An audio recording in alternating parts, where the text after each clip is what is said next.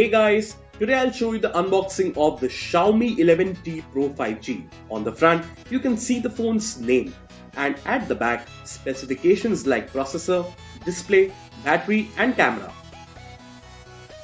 So let's open the box.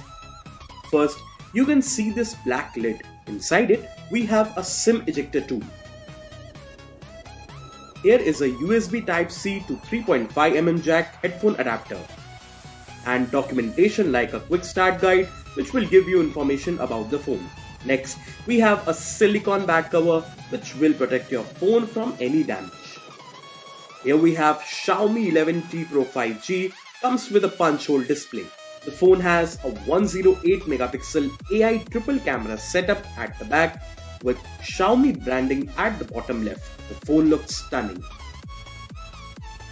Next is a USB Type-C cable for charging the phone and transferring the data. Now we have a 2-pin wall charger with 120 watt of fast charging. So guys, that's all you get inside the Xiaomi 11T Pro 5G box.